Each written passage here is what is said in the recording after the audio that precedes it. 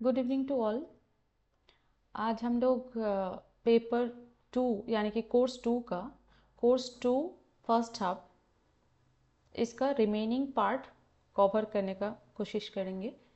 आज पहले तो यूनिट 4 का जो कंसेप्ट हम लोग डिस्कस किए थे, यानी कि inequality, discrimination and marginalisation in education, इसका जो PYQ है पहले उसको देखेंगे। उसके बाद हम लोग यूनिट 5 यानी कि नेशनल वैल्यूज़, इसका जो कंसेप्ट है उसको डील करेंगे। ठीक है, चलिए एक एक करके क्वेश्चन में आते हैं। और क्वेश्चन जैसे कि हम ईयर मेंशन कर देते हैं। यहाँ पे ईयर मेंशन है, कितने बार रिपीट हुआ है वो भी आपको यहाँ से पता चल जाएगा।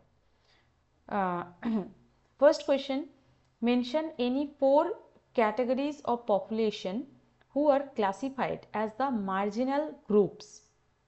ये जो क्वेश्चन है ये आपका मार्जिनलाइजेशन का जो कंसेप्ट है वहाँ से पूछा गया है।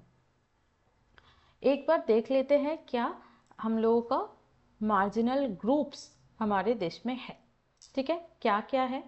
फर्स्ट है शेड्यूल कास्ट, जिसको हम SC से डिनोट करते हैं। क्या है, क्यों इन लोगों को शेड्यूल कास्ट बोला गया है एज मार्जिनल ग्रुप, क्यों बोला जाता है? शेड्यूल कास्ट जो लोग हैं, क्यों इन लोगों को मार्जिनल ग्रुप के अंदर हम लोग बोलते हैं? क्या क्यों हम मतलब इसको मार्जिनल ग्रुप में डालते हैं? क्योंकि हमेशा हिस्टोरिकली ये एक डिसएडवांटेज ग्रुप है। डिसएडवांटेज ग्रुप है यानी कि जो बेसिक नीड्स है वो पूरा करने के लिए जो चीज़ हर सिटीजन को मिलना चाहिए वो इन लोगों को नहीं मिलता था। ठीक है, तो इसीलिए क्या हो गया, धीरे धीरे मतलब कॉन्शियसली सोसाइटी इन लोगों को एक्सक्लूड कर दिए है। डेली लाइफ पे जो भी चीज़ें एक सिटीजन को मिलना चाहिए वो इन लोगों को नहीं दिया जाता था, नहीं मिलना था और नहीं दिया जाता था। तो धीरे धीरे ये एक कस्टम में आ गया, चलो इन लोगों को एक्सक्लूड ही कर देते हैं। तो ये एक दिन का बात नहीं है, धीरे धीरे बहुत दिनों तक ये चला है। पहले भी हुआ था, आज भी ये होता है। तो इसीलिए इन लोगों को डिसएडवांटेज्ड ग्रुप के अंदर डाला जाता है। सेम लाइक शेड्यूल ट्राइब, मतलब कास्ट से जो जिन लोगों को मतलब एडवांटेज नहीं मिलता है उन लोगों को शेड्यूल कास्ट बोला जाता है, और ट्राइब में से जिन लोगों को ऐसे सुविधाएं नहीं मिलता है उन लोगों को मार्जिनल कर दिया गया है। जैसे कि शेड्यूल ट्राइब में बहुत सारे इन लोगों को सोशियो इकोनॉमिक प्रॉब्लम फेस करना पड़ता है। सामाजिक और आर्थिक जो इश्यूज़ है इन लोगों को बहुत ज़्यादा फेस करना पड़ता है। यानी कि सोसाइटी में आप लोग देखे होंगे कि अनटचेबल जिनको लोगों को हम लोग बोलते थे कि चलो ये लोअर कास्ट से बिलोंग करते हैं या फिर ये ट्राइब है तो इनको हम टच भी नहीं करेंगे, अगर टच करेंगे तो हम भी मतलब ट्राइब में से एक हो जाएंगे। इस तरीके का जो एक अंधविश्वास था, सुपरस्टिशंस था, तो ये सारी चीज़ें इन सारे चीज़ों की वजह से इन लोगों को मार्जिनल कर दिया गया है, मार्जिनल ग्रुप के अंदर डाल दिया गया था। फिर है ओमेन। ओमेन देखिए, ओमेन को हम डिस्क्रिमिनेट करते हैं, हम सोचते हैं कि इनका स्ट्रेंथ कम है, इनसे हर काम होता नहीं है, ये वीक है, फिजिकली मेंटली वीक है। पर ये सारी चीज़ें जो कहा जाता था, ये सारी चीज़ें सोसाइटी खुद इसको क्रिएट किए हैं। ठीक है, सोसाइटी में ये एक क्रिएटेड बाइनरी है। तो इसके चलते वुमेन को भी हम मार्जिनल मानते हैं। चलो ये भी डिसएडवांटेज ग्रुप के अंदर ही आते हैं। हम मतलब हमारे सिस्टम ऐसा हो गया है, सोसाइटल सिस्टम, कि हम जब सोचते हैं कि अरे ये गर्ल है, वुमन है, तो इनसे कुछ होगा नहीं है, पढ़ाई तो एक ही सर्टेन क्लास तक होगा, फिर नहीं हो पाएगा। एम्प्लॉयमेंट के उसमें अगर देखा जाए तो क्या मतलब है एम्प्लॉयमेंट, उनको तो घर संभालना है, ये अर्न करके क्या करेंगे। तो इस तरीके का डिस्क्रिमिनेशन हम कर देते हैं, तो इसीलिए इनको भी मार्जिनल ग्रुप में से एक माना जाता है। फिर है पर्सन्स विद डिसेबिलिटी, जिनका कुछ मतलब एबिलिटी में प्रॉब्लम्स है, हर तरीके का काम या फिर चीज़ें वो कर नहीं पाते हैं, कुछ कुछ फिजिकली या फिर मेंटली बैरियर्स आ जाता है उसमें कोई भी काम करने में, तो उनको पर्सन्स विद डिसेबिलिटीज़ बोला जाता है। तो ऑब्वियसली जब वो हर चीज़ खुद से नहीं कर पाएंगे तो वो बाकी में से अलग ही हो जाएंगे ना, मतलब वो और इनका मतलब number of persons with disability भी कम है, तो इसीलिए भी इनको मार्जिनलाइज्ड आप बोल सकते हैं। नेक्स्ट है रिलीजियस माइनॉरिटीज़। रिलीजियस माइनॉरिटीज़ यानी कि हमारे देश के अंदर जो रिलीजियन के लोग संख्या में कम है उनको प्रॉब्लम्स फेस करना पड़ता है, ठीक है। जो मेजॉरिटी है उनका बात सुनना पड़ता है, जो मेजॉरिटी है वो दबा के रखते हैं बाकी लोगों को। तो ये एक इशू जो भी रिलीजियन पे बिलीव रखते हैं और उनका संख्या कम है, पॉपुलेशन कम है, उनको प्रॉब्लम्स फेस करना पड़ता है। तो ये मेन 4 कैटेगरीज है हमारे देश के अंदर जिनको हम मार्जिनल ग्रुप में डाल सकते हैं। हिंदी में मेंशन कर दी हूँ, एक बार देख लीजिएगा। नेक्स्ट क्वेश्चन है what are the causes of inequality and discrimination in education. Education के अंदर इनइक्वालिटी एंड डिस्क्रिमिनेशन का कॉजेस क्या क्या है, ये एक क्वेश्चन है, 3 मार्क्स में ये पूछा गया है। और सेकंड क्वेश्चन इसी के अंदर है how to address this problem. इस प्रॉब्लम को आप कैसे एड्रेस करेंगे, ठीक है। तो ये 2 मार्क्स के लिए पूछा गया है। ये दो जो ईयर मेंशन कर दी हूँ यहाँ पे, दोनों ईयर में सेम क्वेश्चन नहीं पूछा गया है, इनइक्वालिटी रिलेटेड क्वेश्चन पूछा गया था। 2023 में ये क्वेश्चन आया था 3+2 मार्क्स डिवीजन के अंदर, और 2019 में कॉजेस ऑफ इनइक्वालिटी आया था। तो इसीलिए मैं यहाँ पे 2 ईयर्स मेंशन कर दी हूँ। तो पहले देखते हैं इनइक्वालिटी एंड डिस्क्रिमिनेशन एजुकेशन के अंदर इसका रीज़न क्या क्या है। फर्स्ट तो है इकोनॉमिक डिस्पैरिटीज, जिनका इकोनॉमिक कंडीशन अच्छा नहीं है, वो क्वालिटी एजुकेशन अफोर्ड नहीं कर पाते हैं, वहाँ पे बायसनेस आ जाता है कि जो पैसा नहीं दे पाएंगे तो उनको क्वालिटी एजुकेशन नहीं मिलेगा। तो इस तरीके का चीज़ें आज के डेट में बहुत ज़्यादा बढ़ गया है। इकोनॉमिक डिस्पैरिटी बहुत ज़्यादा एक बहुत बड़ा रोल प्ले करता है एजुकेशन सिस्टम के अंदर, कि वो जो इक्वालिटी का जो एक कंसेप्ट है उसको ब्रेक करते हैं। जिनके पास मतलब पैसा नहीं है उनको क्वालिटी एजुकेशन नहीं मिलेगा, जिनके पास अर्निंग ज़्यादा है, फैमिली स्ट्रेंथन है in terms of economic condition, तो उनको क्वालिटी एजुकेशन मिलेगा। तो ये एक रीज़न है behind the inequality and discrimination in education. Next है सोशल डिस्क्रिमिनेशन, जहाँ पे हम क्या करते हैं, एजुकेशन के अंदर कास्ट, जेंडर, रिलीजन के बेसिस पे स्टूडेंट्स को अलग अलग सोचते हैं, अलग तरीके से देखते हैं, एक्सेस नहीं देते हैं, तब वो सोशल डिस्क्रिमिनेशन कहलाएगा, ठीक है। नेक्स्ट है लैक ऑफ इंफ्रास्ट्रक्चर। इंफ्रास्ट्रक्चर की कमी, ये तो एक बहुत बड़ा मुद्दा है।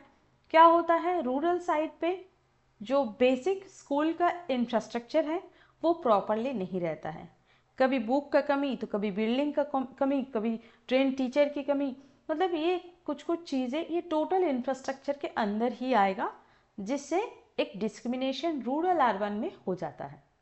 लैंग्वेज बैरियर ये भी होता है, जहाँ पे मदर टंग को हम फोकस में नहीं रखते हैं। मदर टंग को जब हम इग्नोर करके दूसरे लैंग्वेज को इम्पोज करना चाहते हैं बच्चों के ऊपर, तब प्रॉब्लम अराइज होता है, क्योंकि सारे बच्चे को अगर आप मदर टंग में इंस्ट्रक्शन देंगे तभी चीज़ें समझ में आएगा, नहीं तो उनको समझ में नहीं आएगा, और जिनको दूसरे लैंग्वेज में कमेंट है वो बच्चा उस कंसेप्ट को इजीली ले पाएंगे। तो डिस्क्रिमिनेशन वे ऑफ इंस्ट्रक्शन से भी हो जाता है।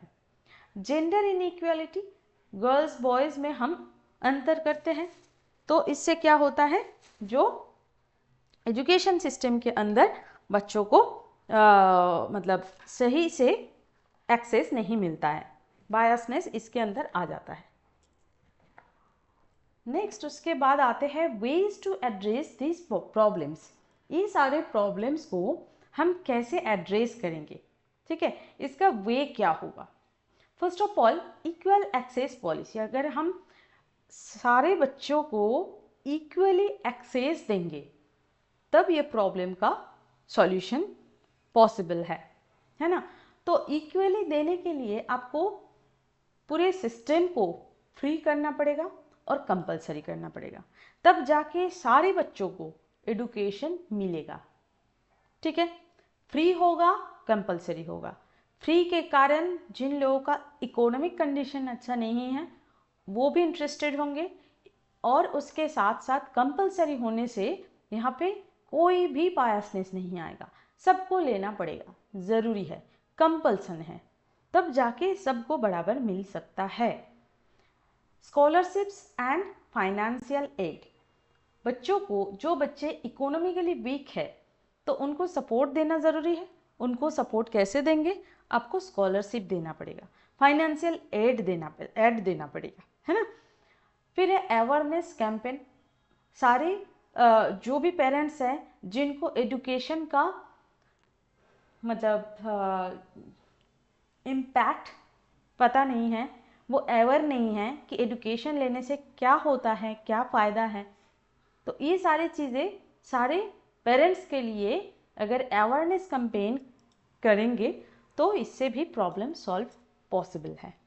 इम्प्रूव्ड इंफ्रास्ट्रक्चर, इंफ्रास्ट्रक्चर बेसिक जो है उसको और इम्प्रूव करिए, ठीक है। और इम्प्रूव करने से यानी कि रूरल अर्बन ये सारे बाइनरी लाने का ज़रूरत नहीं है, सारे स्कूल बराबर है, लोकेशन जो भी है, तो ऐसे सोच रखते हुए इंफ्रास्ट्रक्चर को इम्प्रूव करना ज़रूरी है। देन है इंक्लूसिव करिकुलम। करिकुलम क्या होगा, करिकुलम इंक्लूसिव मतलब जो भी कल्चर है, जो भी रिलीजियन है, जो भी रीजियन है, जो भी मतलब स्टेट्स है, हाँ, इरेस्पेक्टिव ऑफ दिस, यानी कि जो भी है एक पूरे देश के अंदर जहाँ पे भी स्कूल है सब जगह पे बराबर करिकुलम होना चाहिए, स्ट्रक्चर सेम होना चाहिए, ठीक है। लैंग्वेज डिफरेंट हो सकता है ना, तो लैंग्वेज डिफरेंट हो सकता है, पर जो ब्रॉड करिकुलम का स्ट्रक्चर है वो सेम होना ज़रूरी है। तो ये सारे प्रॉब्लम्स मतलब इनइक्वालिटी, डिस्क्रिमिनेशन एजुकेशन के अंदर ख़त्म करने के लिए आप ये सारे वेज अप्लाई कर सकते हैं। नेक्स्ट आते हैं व्हाट इज़ मार्जिनलाइजेशन। ये बहुत इंपॉर्टेंट एक क्वेश्चन है। देखिए कितने साल तक आए, अरे ये क्या कर दी मैं, ये एक मिनट में बता देती हूँ। ये आपका आया था, एक सेकेंड मैं अभी बता देती हूँ। ये 2020 में आया था, ठीक है, 2020, ठीक है। तो मतलब ये कंटिन्यूसली आ रहे हैं, ये कंसेप्ट आपका क्लियर होना ज़रूरी है। मार्जिनलाइजेशन क्या है, मैं लास्ट भी एक्सप्लेन की थी और एक बार मैं रिपीट कर देती हूँ कि मार्जिनलाइजेशन का मतलब होता है जो सोसाइटी है उसके अंदर जो जिन लोगों को, जिन ग्रुप को हम इंक्लूड नहीं करते हैं, जिन ग्रुप को हम मेन स्ट्रीम सोसाइटी से दूर ही रखना पसंद करते हैं, दूर में रखते हैं, उनको जो मेन स्ट्रीम सोसाइटी है उसके बाहर रखते हैं, ठीक है। अब ये बाहर रखने का रीज़न वो हो सकता है कास्ट, वो हो सकता है जेंडर, वो हो सकता है इकोनॉमिक कंडीशन, वो हो सकता है पॉलिटिकल इश्यूज, बहुत सारे रीज़न के वजह से हम क्या करते हैं, मेन स्ट्रीम सोसाइटी से कुछ ग्रुप्स को बाहर रखना पसंद करते हैं, ठीक है। और उनको जो मेन स्ट्रीम सोसाइटी के अंदर जो भी चीज़ें होता है, जो भी एक्टिविटीज़ होता है, जो भी बेसिक नीड पूरा करने के लिए गवर्नमेंट से जो इनिशिएटिव्स लेते हैं, पॉलिसीज़ कंडक्ट करवाया जाता है, इन सारी सुविधाएं से उनको हम दूर ही रखते हैं। उन पे मतलब ये सारी चीज़ों पे हम एक्सेस नहीं देते हैं इन लोगों को। ये हो सकता है एडुकेशन, जहाँ पे हम एक्सेस नहीं देते हैं मार्जिनलाइज्ड ग्रुप को, हेल्थ केयर, एम्प्लॉयमेंट, और हो सकता है इसको छोड़ के भी जितने भी सुविधाएं मिलता है उससे हम इन सर्टेन ग्रुप्स को बाहर रखना पसंद करते हैं, ठीक है। तो ये है मार्जिनलाइजेशन का कंसेप्ट। अब इसके अंदर क्या क्या आ सकता है? Schedule caste, schedule tribe, women, disable person, religious minorities, जो अभी अभी हमने डिस्कस किए हैं 4 स्टेजेस ऑफ मार्जिनल ग्रुप्स, ठीक है। तो ये है कंसेप्ट ऑफ मार्जिनलाइजेशन। ये तो बहुत अच्छे से आपको पता होना जरूरी है। देन है right the causes of inequality in education. Education के अंदर इनइक्वालिटी का कॉजेज क्या क्या है? देखिए, ये 2 साल आया है 22 और 19, ठीक है, दोनों ईयर्स में ये आया था, causes of inequality in education.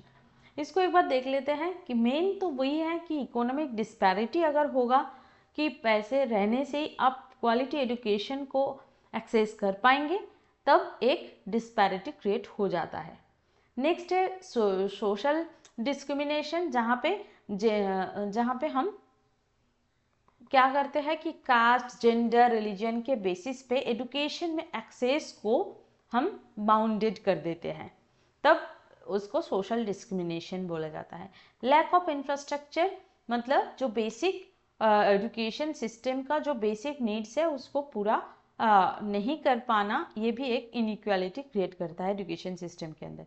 Language barriers, ये भी है कि जहाँ पे मदर टंग को छोड़कर दूसरे लैंग्वेज को मीडियम ऑफ इंस्ट्रक्शन बनाते हैं, तब लैंग्वेज बैरियर क्रिएट होता है। जेंडर इनइक्वालिटी, गर्ल्स और बॉयज़ में हम इनइक्वालिटी क्रिएट करते हैं on the basis of their gender, तो ये भी एक इनइक्वालिटी सोसाइटी के अंदर, एजुकेशन के अंदर क्रिएट होता है। डिजिटल डिवाइड, जो रूरल एरियाज़ हैं वहाँ पे टेक्नोलॉजी का एडवांसमेंट, इसका जो सुविधाएं है वो अभी तक नहीं पहुँचा है और अर्बन एरियाज़ में मिलता है, इसी को हम डिजिटल डिवाइड बोलते हैं। गवर्नमेंट पॉलिसीज़ तो बना देते हैं, उसको इम्प्लीमेंट भी कर देते हैं, पर उसको प्रॉपर लुक आफ्टर नहीं करते हैं।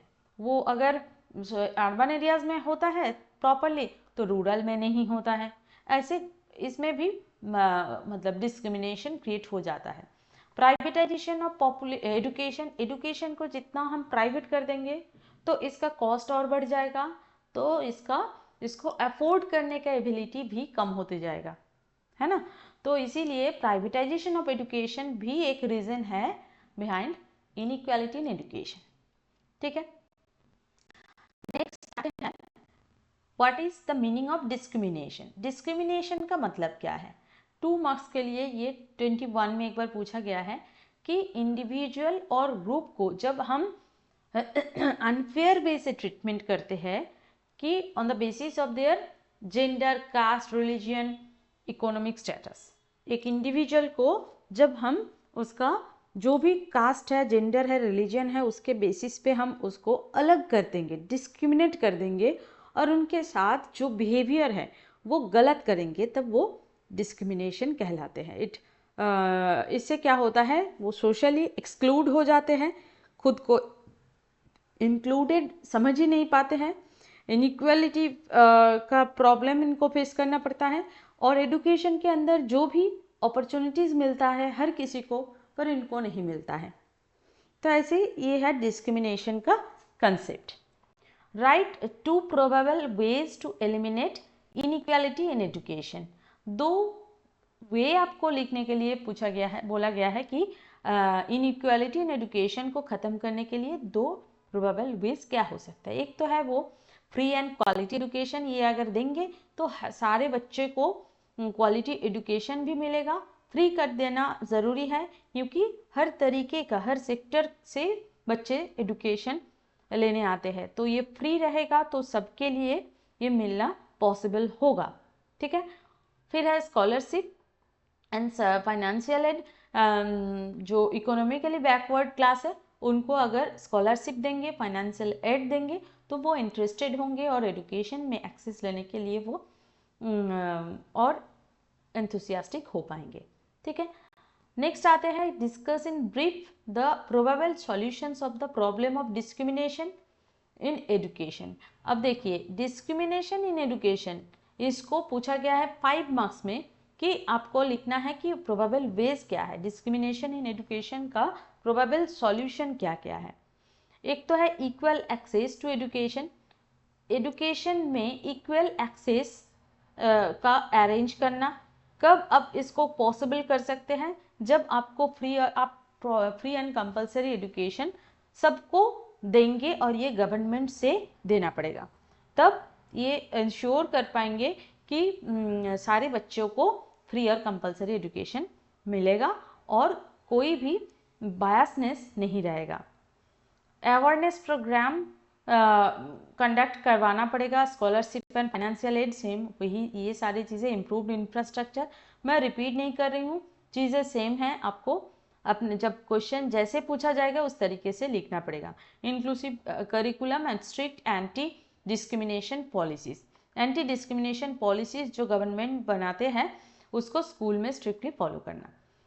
और डिजिटल इंक्लूशन, डिजिटल इंक्लूशन यानी कि जो भी डिसएडवांटेज एरियाज है वहाँ पे बच्चों को टेक्नोलॉजिकल जो एडवांसमेंट हुआ है उसका एक्सेस देना, प्रदान करना। ठीक है, तो यह है वेज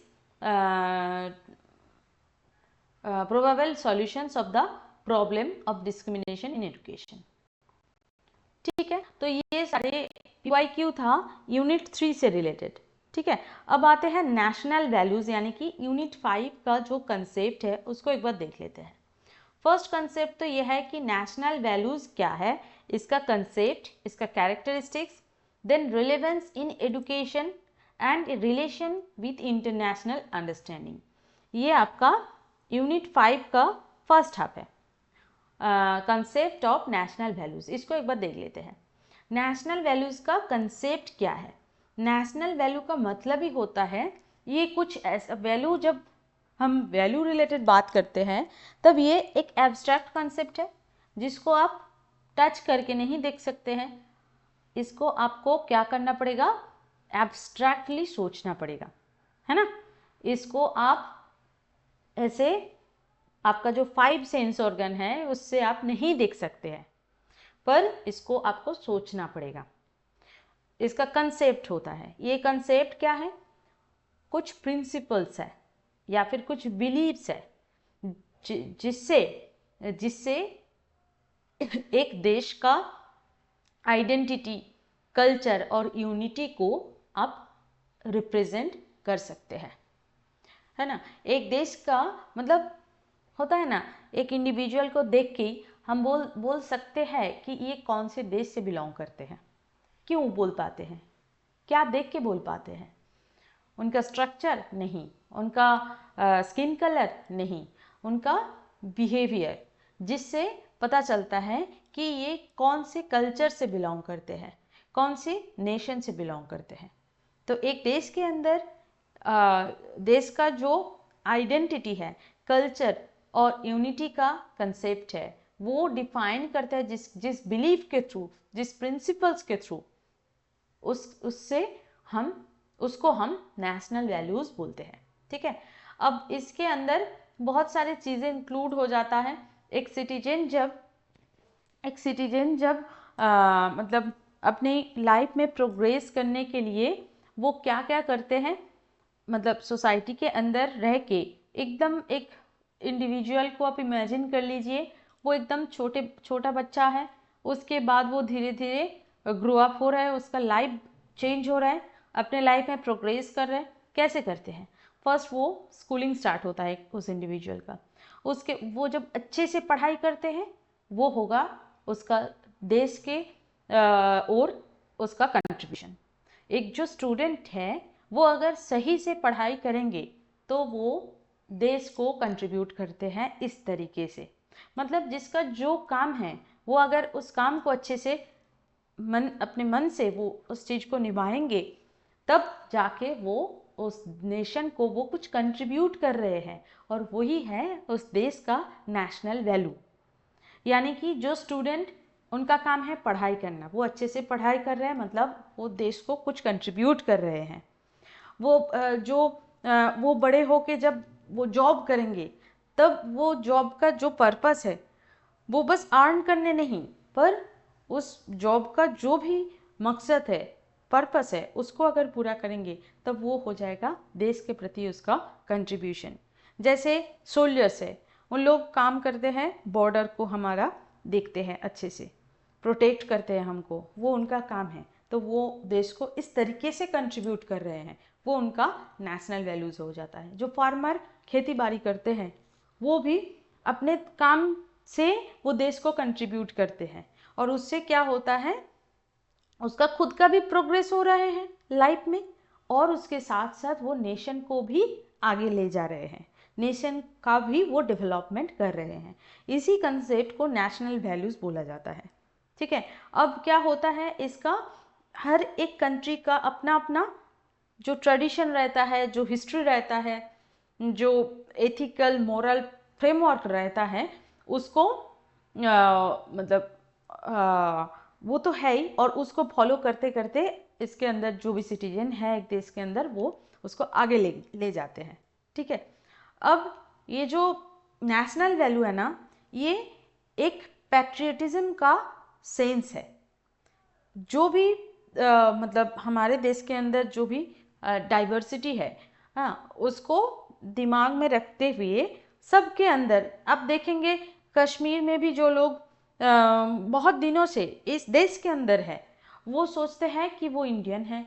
अब केरला में जाएंगे तो वो भी सोचते हैं कि हाँ, हमारे अंदर भी पैट्रियटिज्म है, वो हम भी इस देश के लोग हैं।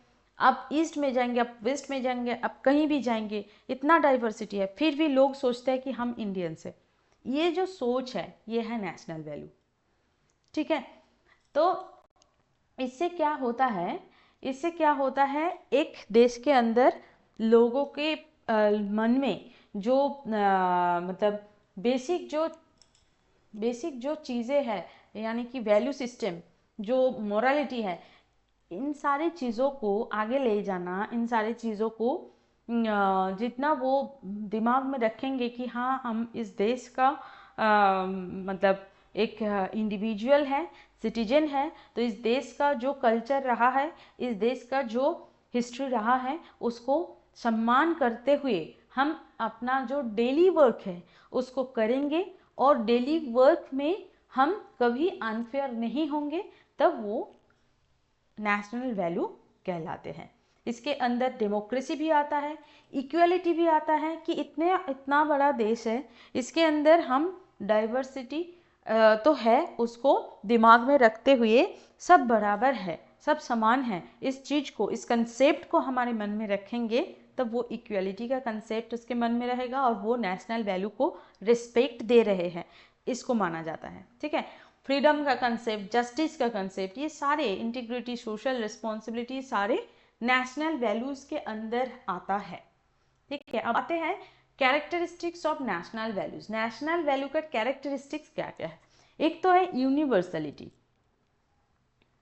यूनिवर्सलिटी, नेशनल वैल्यूज सारे जितने भी हमारे देश के अंदर सिटीजन हैं सबके लिए एप्लीकेबल है। ठीक है, क्योंकि ये क्या करता है, एक देश को इंटीग्रेट करता है। ठीक है, जोड़ता है, यूनिटी बढ़ाता है, तो इसीलिए इसको यूनिवर्सलिटी एक कैरेक्टरिस्टिक्स है नेशनल वैल्यूज का।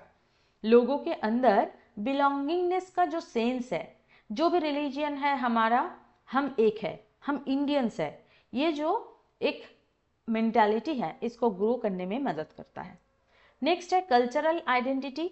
कल्चरल आइडेंटिटी बनाने में भी हेल्प करता है कि कल्चरल आइडेंटिटी से क्या रिफ्लेक्ट होता है, ट्रेडिशन क्या रहा है, क्या हेरिटेज रहा है, तो ये सारी चीज़ें एक देश का जो प्रिंसिपल्स रहा है उसको रिफ्लेक्ट करता है कल्चरल आइडेंटिटी। तो कल्चरल आइडेंटिटी और नेशनल वैल्यू दोनों इंटर रिलेटेड है कि अगर कल्चरल आइडेंटिटी को आप रिस्पेक्ट देंगे तो ऑब्वियसली आप नेशनल वैल्यूज को भी रिस्पेक्ट दे रहे हैं इनडायरेक्टली, ठीक है। तो इसीलिए दोनों आइडेंटिकल है, आप बोल सकते हैं। मोरल फाउंडेशन, नेशनल वैल्यू का तीसरा कैरेक्टरिस्टिक्स आप बोल सकते हैं कि मोरल फाउंडेशन इसका वन ऑफ द कैरेक्टरिस्टिक्स है। क्यों? क्योंकि ये जो मोरालिटी है एक सिटीजन के अंदर, जो एथिकल मतलब कंडक्ट है, लोग जो एथिकली कंडक्ट करते हैं, यानी कि जहाँ सही है उसको सपोर्ट करना, जो गलत है उसको मतलब ना कहना, है ना, ऑनेस्ट वे से काम करना, लोगों को जस्टिस के और अवेयरनेस बढ़ाना और जस्टिस का मतलब समझ में आना, है ना, सोशल रिस्पॉन्सिबिलिटी को समझना, ये सारी चीज़ें मॉरल फाउंडेशन के अंदर आता है। तो एक इंडिविजुअल जब ऐसे बिहेव करते हैं कि वो उसका एथिकल कंडक्ट सही है, वो ऑनेस्ट है, वो जस्टिस हर जगह जस्टिस पे वोकल रहता है, सोशली रिस्पॉन्सिबल है, तो इससे क्या होता है, ये एक आइडियल सिटीजन का बात कर रही हूँ मैं, जो जिनका मोरल फाउंडेशन स्ट्रांग है, वो ऑब्वियसली नेशनल वैल्यूज के ओर ही वो आगे बढ़ते हैं, नेशनल वैल्यूज को भी वो रिस्पेक्ट देते हैं।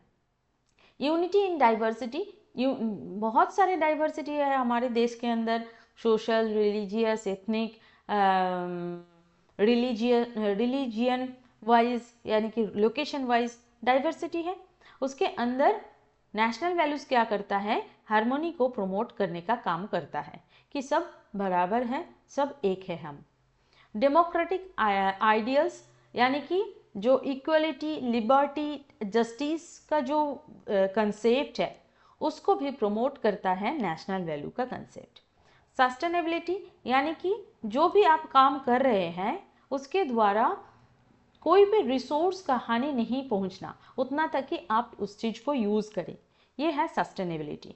मतलब जो भी आप ऑब्जेक्ट को, रिसोर्स को, अपॉर्चुनिटीज़ को आप यूज़ कर रहे हैं वो उतना तक ही करिए ताकि फ्यूचर जनरेशन के लिए भी वो सुविधाएं मिले, उतना ही आप उसको यूज़ करिए।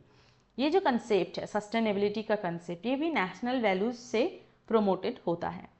Progress and development, progress and development होगा अगर नेशनल डेवलपमेंट होगा तो ये भी मतलब एक इंडिविजुअल का डेवलपमेंट होगा तो नेशनल डेवलपमेंट होगा, तो इस चीज़ को प्रमोट करता है नेशनल वैल्यूज़। नेशनल वैल्यूज़ के बारे में अगर लोगों को पता रहेगा तो वो खुद का प्रोग्रेस करेंगे सही से, और जब खुद का प्रोग्रेस होगा तब नेशन का भी प्रोग्रेस होगा।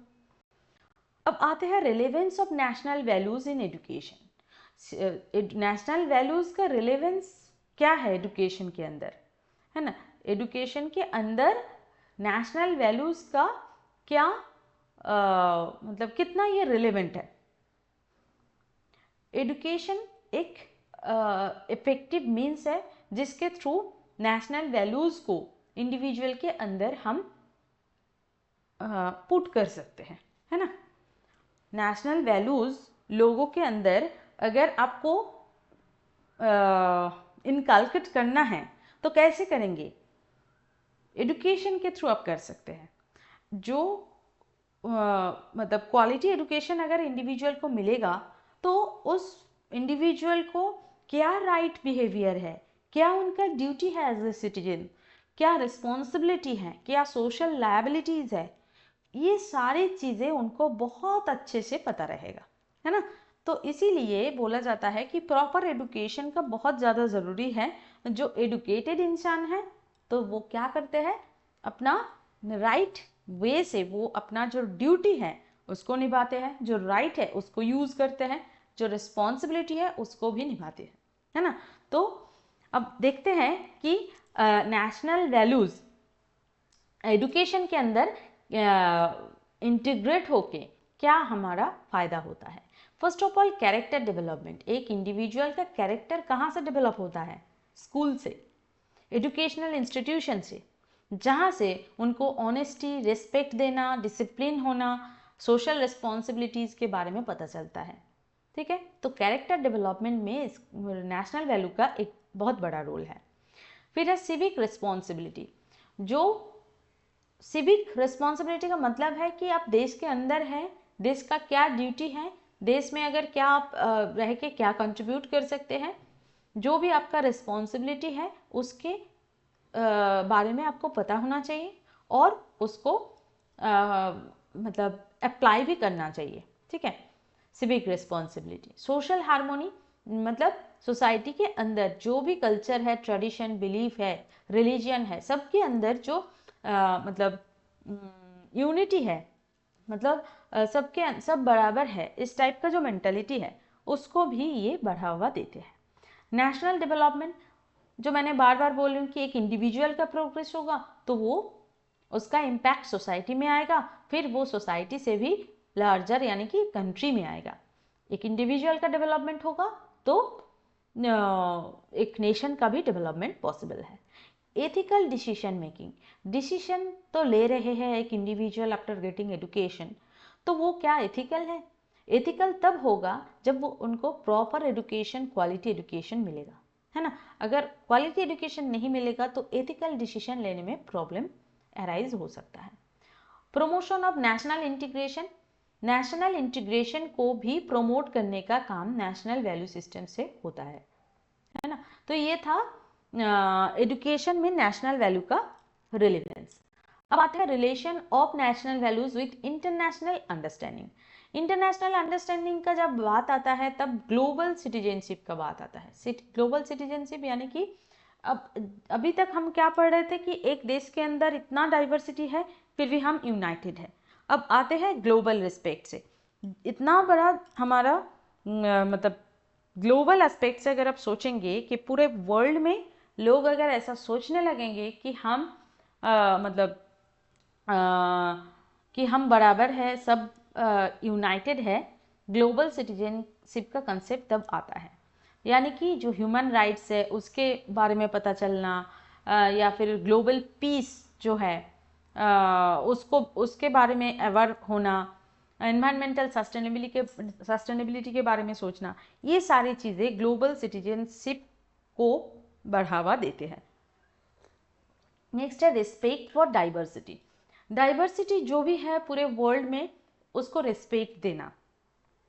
ठीक है, अलग अलग देश में अलग अलग कल्चर है, अलग अलग रिलीजियन है, तो सबको टॉलरेट करना, हाँ, और रिस्पेक्ट देना, ये होता है रिस्पेक्ट फॉर डाइवर्सिटी। ये भी इंटरनेशनल मतलब नेशनल वैल्यू का अगर इंटरनेशनली आप सोचेंगे तब इससे आएगा। अगर आप नेशनल लेवल पे इसको समझेंगे तो ग्लोबली आप इसको समझ सकते हैं। कोलैबोरेशन एंड कोऑपरेशन, कोलैबोरेट करना नेशनल वैल्यूज़ को।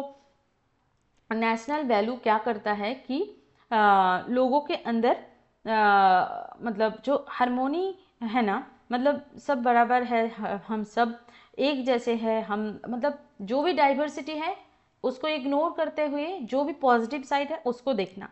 तो इस तरीके से अगर हम सोचेंगे तो कोलैबोरेट करना, कोऑपरेटिवली काम करना आसान हो जाता है। तो हो सकता है कि हम मतलब कंट्री वाइज हम बहुत डिस्टेंस में हैं फिर भी हम इकोनॉमिकली एक साथ काम कर सकते हैं, बिजनेस कर सकते हैं, है ना।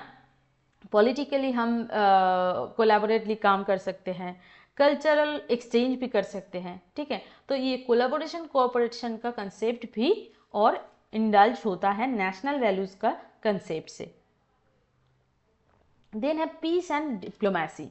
पीस एंड डिप्लोमेसी का भी जो कंसेप्ट है ना कि एक देश के अंदर मतलब जो पीस अगर सिटीजन को मिलेगा तो वो ग्लोबली भी पीसफुल एक वर्ल्ड वो पसंद करेंगे। अगर एक देश के अंदर सिटीजन खुश नहीं है, मतलब उनको शांति नहीं मिलता है, पीस नहीं मिलता है, तो क्या होता है वो नेशन को भी मतलब पीस प्रोवाइड नहीं कर पाते हैं और उसका इम्पैक्ट ग्लोबली भी आता है। म्यूचुअल लर्निंग एंड ग्रोथ, सब मिलके सीखेंगे और ग्रोथ करेंगे, इस तरीके का जो सोच है कि प्रोग्राम को एक्सचेंज करना या फिर कल्चरल एजुकेशन को, जो भी कल्चरल एस्पेक्ट है उसको एक्सचेंज करना, ये सारी चीज़ें मतलब म्यूचुअली हम लोग आगे बढ़ेंगे, इस तरीके का जो सोच है इसको भी और इंडल्ज करता है नेशनल वैल्यूज। इसके बाद आते हैं, ये तो एक पार्ट था नेशनल वैल्यूज का। उसके बाद आते हैं Swami Vivekananda view on mass education. अब स्वामी विवेकानंद कौन थे, इस पे हम और इन डिटेल नहीं जा रहे, सबको पता है बहुत अच्छे से कि वो सोशल रिफॉर्मर थे, है ना, फिलोसोफर थे। अब उनका मास एजुकेशन रिलेटेड क्या सोच था, इसको एक बार देख लेते हैं।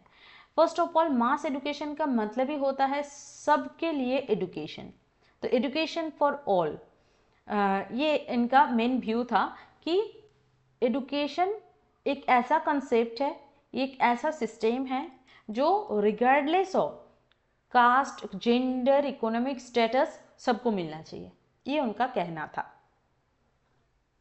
और मतलब एजुकेशन ही एक ऐसा टूल है जो हमारे देश के अंदर जो पॉवर्टी है, जो पूर लोग हैं,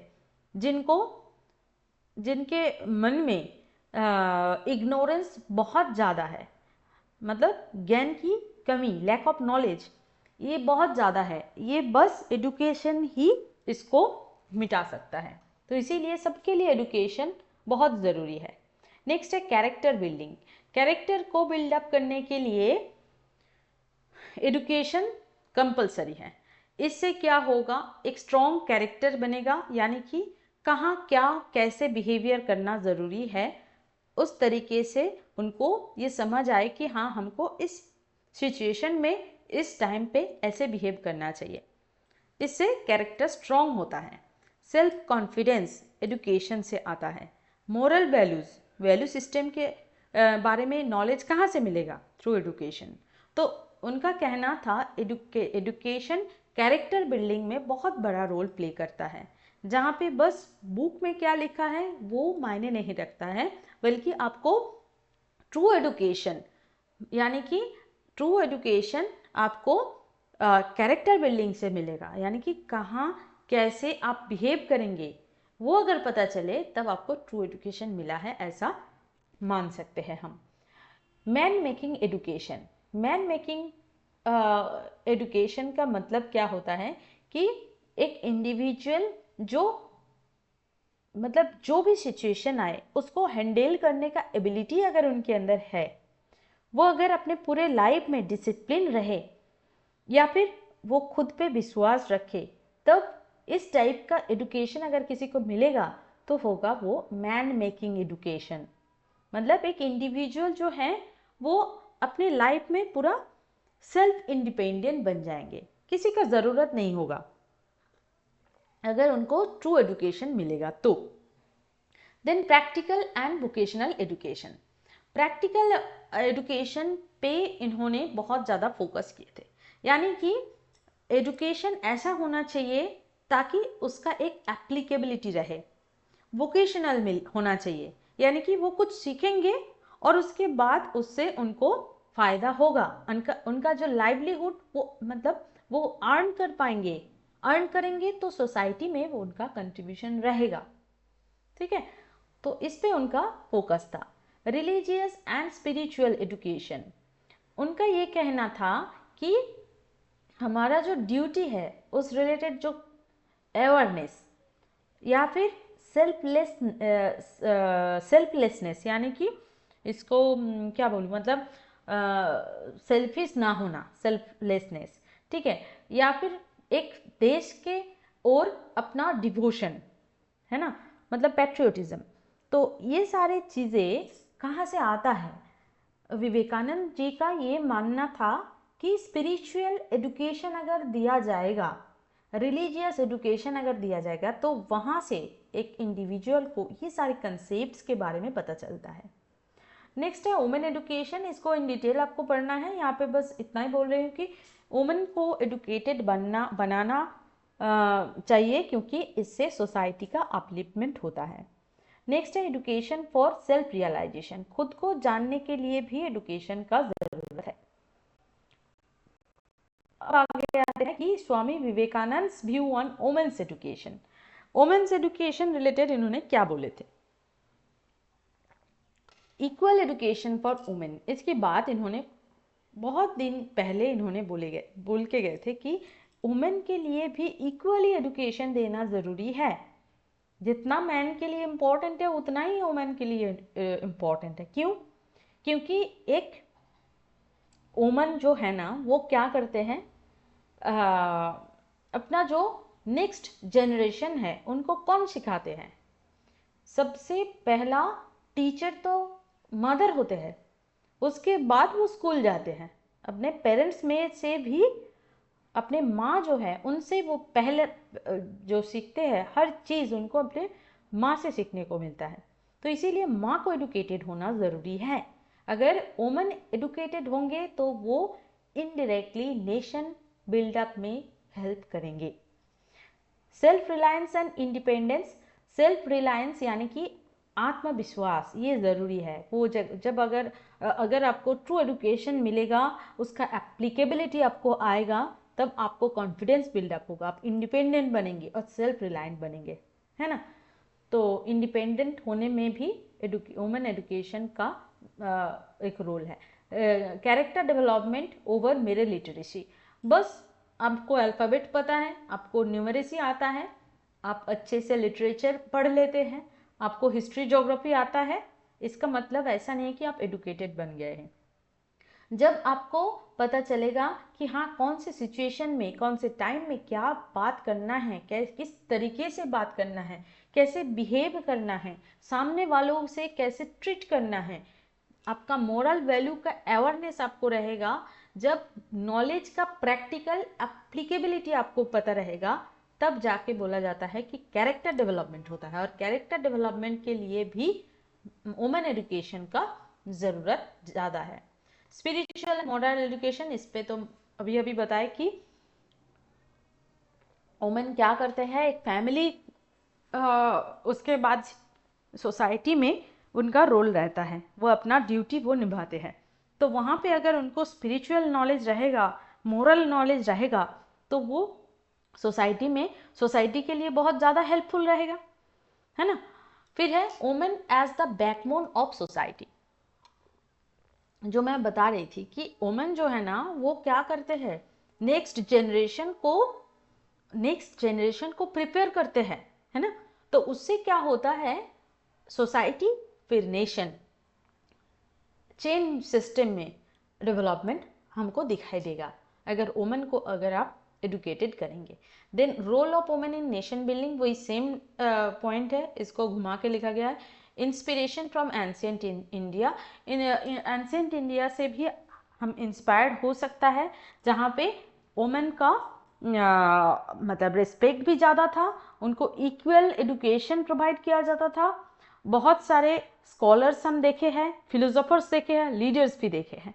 तो मॉडर्न इंडिया में ऐसा क्यों नहीं होगा, ये उनका कहना था। उसके बाद आते हैं कि Swami Vivekananda view on technical and vocational education.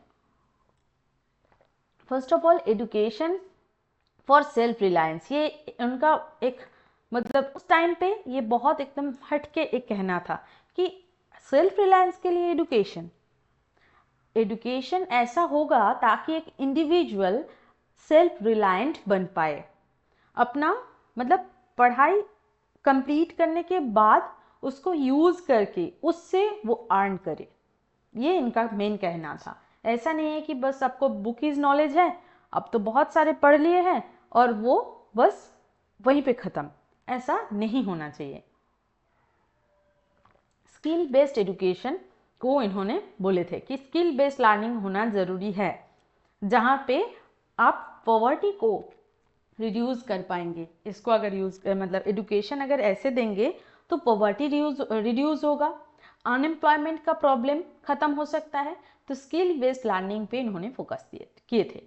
Education link to industry, education को इंडस्ट्री के साथ जोड़ना चाहिए ताकि इकोनॉमिक ग्रोथ पे एजुकेशन का कंट्रीब्यूशन रहे। यानी कि पढ़ाई तो हो रहा है, उसके बाद डायरेक्ट उसको एम्प्लॉय किया जाएगा एक इंडस्ट्री में, है ना, तो ये और स्मूथ हो जाएगा पूरा process. Development of rural India,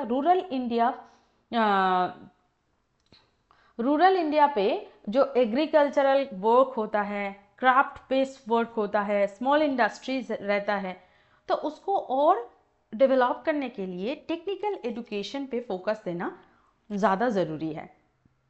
combining spiritual and practical education, spiritual education के साथ प्रैक्टिकल एजुकेशन को भी इन्होंने कंबाइन करने का बात किए थे, ताकि एक बैलेंस्ड एजुकेशन सिस्टम बने। मोरल वैल्यूज भी रहेगा और उसके साथ साथ प्रैक्टिकल स्किल भी अगर प्रोवाइड कर दिया जाएगा तो कैरेक्टर और स्ट्रांग होगा। Then promotion of science and technology, science and technology को भी प्रोमोट करने की बात इन्होंने बोले थे।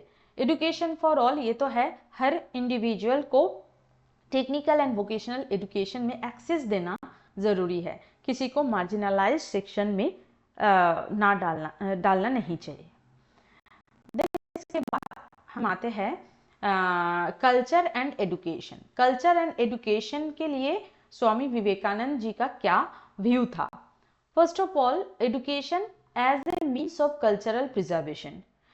अपना जो खुद का कल्चर है उसको प्रिजर्व करना चाहेंगे तो एजुकेशन एक कंपलसरी है। आप एडुकेटेड नहीं होंगे तो आपको पता नहीं चलेगा कि किस चीज को आपको प्रिजर्व करने रखने का जरूरत है। बहुत एंटीक चीज है जो आपको अचानक से मिला है, कहीं से भी मिल सकता है, तो क्या उसको फेंक देंगे ना प्रिजर्व करके रखेंगे? हो सकता था वो किसी एक एंशियंट एरा में कुछ यूनिवर्सिटी का कुछ बुक का एक टुकड़ा आपको पेज का टुकड़ा आपको मिला है, तो क्या आप उसको रखेंगे प्रिजर्व करके ना फेंक देंगे? अगर जो एडुकेटेड है वो उसका जो मतलब क्या बोलूँ वैल्यू समझेंगे, और जो एडुकेटेड नहीं है वो उसके लिए तो वो एक कागज का टुकड़ा ही रहेगा। तो इसीलिए कल्चरल प्रिजर्वेशन के लिए एडुकेशन का ज़रूरत तो है ही। मोरल एंड स्पिरिचुअल एजुकेशन, ये रिपीट हो रहा है कि एडुकेशन स्पिरिचुअली देना चाहिए। मोरल अवेयरनेस हर इंडिविजुअल के अंदर आना ज़रूरी है। Character building through education, character building education के थ्रू ही पॉसिबल है। सेल्फ कॉन्फिडेंस ला सकता है और लाइफ में भी आगे ले जा पाएंगे, उसके साथ साथ सोसाइटी और नेशन को भी प्रोग्रेस होगा। Synthesis of eastern and western knowledge, यानी कि इनका जो टाइमिंग है स्वामी विवेकानंद जी का कि उस टाइम पे ब्रिटिश पीरियड चल रहा है, तो इसीलिए उनका ये मानना था कि ईस्टर्न और वेस्टर्न नॉलेज का जो स्ट्रक्चर है ये अलग है, तो दोनों को अगर कंबाइन कर दिया जाए तो इससे और फायदा होगा। हम लोग कल्चरली स्ट्रांग है, स्पिरिचुअली स्ट्रांग है, पर वेस्टर्न जो नॉलेज है उन लोग साइंस में बहुत आगे बढ़ चुके हैं, टेक्नोलॉजिकली बहुत आगे बढ़ चुके हैं, तो दोनों में अगर आप सिंथेसाइज कर देंगे दोनों को, तब हमारे पास और स्ट्रॉन्ग एक कल्चर बन सकता है। National pride and patriotism, national pride और पैट्रियोटिज्म पे भी इनका फोकस इन्होंने रखे थे। कल्चरल रूट को कभी भूलना नहीं, इनका ये कहना था। Universal brotherhood through education, world wide आपको यूनाइटेड होने का ज़रूरत आया था। उस टाइम पे ब्रिटिश को हमारे देश से उनको बहुत सालों से उन लोग हमारे ऊपर अपना राज चला रहे थे, तो उनको इस देश से निकालना ज़रूरी था। तो इसलिए अगर दूसरे कंट्री से अगर आप यूनाइटेड होंगे तब शायद उनका भी हेल्प आपको मिल जाता। इसीलिए इनका ये कहना था कि यूनिवर्सल ब्रदरहुड एजुकेशन के थ्रू ही तो मिलेगा। अगर दूसरे कंट्री से आपको कांटेक्ट करना है तब आपको तो एडुकेटेड होना पड़ेगा ना, तो एडुकेशन का यहाँ पे भी एक रोल इन्होंने फोकस किए थे। फिर practical and life oriented education, education ऐसा होना चाहिए ताकि उससे आपका लाइफ में जो प्रॉब्लम्स है उसको आप सॉल्व कर पाए। ऐसा नहीं है कि वो इरिलेवेंट है, आपके लाइफ के साथ कुछ लेना देना नहीं है, उसका प्रैक्टिकल एप्लीकेबिलिटी नहीं है। ठीक है, तो ये सारे कल्चर एंड एजुकेशन रिलेटेड इनका व्यूज। तो इसके साथ क्या हमारा क्या करेंगे, यूनिट 5 जो जिसका कंसेप्ट आज डिस्कस किया है, नेक्स्ट डे इसका PYQ लेके आएंगे। ठीक है, इसका PDF मैं अभी दे देती हूँ और आप लोग एक बार मुझे रिमाइंड कर दीजिएगा कि मैं ग्रुप में मुझे पूरे क्लास का जो PDF का लिंक है वो और एक बार शेयर करना है। मैं भूल गई थी, सॉरी फॉर दैट। आप लोग मुझे प्लीज़ रिमाइंड कर दीजिएगा। जो भी मतलब क्लास नहीं मिल रहा है मुझे व्हाट्सएप में पिंग करिएगा, मैं ज़रूर सेंड कर दूँगी। टाइम मिलने से हो सकता है थोड़ा लेट हो जाता है, पर मैं देती हूँ। ठीक है, दे देती हूँ। जो भी PDF आप लोगों का मिसिंग है मैं दे दूँगी। और जल्दी जल्दी आप लोग बुक कलेक्ट कर लीजिए। ठीक है, आपको एग्ज़ाम तक आपके हाथ में टाइम है। आप लोग बुक कलेक्ट करिए, हिंदी मीडियम वालों को मैं बोल रही हूँ, और अच्छे से अपना नोट्स बनाते रहिए और मतलब प्रिपरेशन लेते रहिए। क्लासेस अटेंड करिए, टाइम से नहीं अटेंड कर पा रहे तो बाद में देख लीजिए, पर क्लास ज़रूर देखिए, मिस मत करिए। ठीक है, ओके, अभी क्लास को आज यहीं पे ख़त्म करते हैं।